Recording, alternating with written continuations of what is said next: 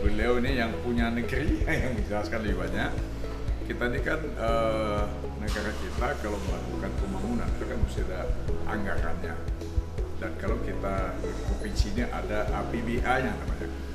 APBA kita di Aceh ini hari ini yang bersumber daripada PAD, pendapatan asing, itu sangat kecil, sangat besar yang diberikan oleh pemerintah pusat.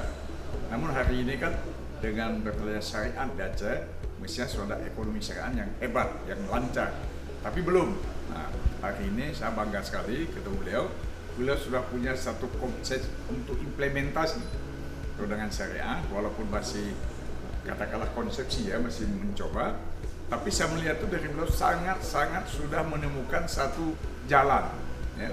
Di satu pihak, ketika Aceh sekarang dikatakan termiskin di Sumatera, kalau ini jalan, ini akan cepat dapat dientaskan kemiskinan dengan konsepsi-konsepsi yang disebut tadi, yang beliau sudah kampanyekan bisa mawah. Tapi mawah pada tingkat tidak lagi kambing atau sapi atau padi, tapi mawah pada tingkat yang lebih tinggi, pertambangan, minerba, batu bara, emas kalau baca.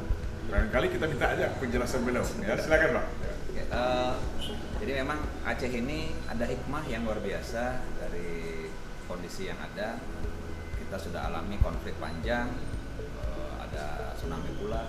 Nah ini ternyata sumber daya alam Aceh yang diberikan Allah Subhanahu Wa Taala itu banyak yang belum tergarap optimal. Dan ketika damai sudah bertahan, alhamdulillah berkembang, sudah damai sudah 15 tahun lebih, 16 tahun bertahan, ada potensi ekonomi yang luar biasa besar, itu sumber daya alam.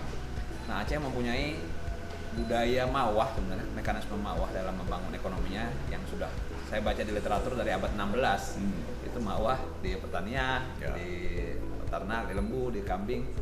Nah, bagaimana kalau mawah ini diterapkan di level yang lebih besar, yaitu pertambangan, sumber daya alam, yaitu mineral batu bara yang alhamdulillahnya luar biasa besar di Aceh. Seperti misalnya contoh batu bara di Aceh itu masih ada cadangan terukur dari teman-teman di Dinas SDM itu 500 juta ton.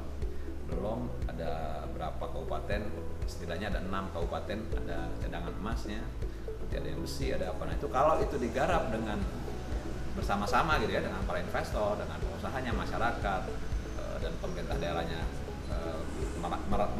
meramu kebijakan yang lebih fair, lebih apa istilahnya, membantu masyarakat untuk mengangkat dari kemiskinan. Bahkan Aceh bukan lagi dari provinsi termiskin di Sumatera, bahkan bisa jadi insya Allah malah terkaya Pak. Terkaya, Insya Allah. ya, betul.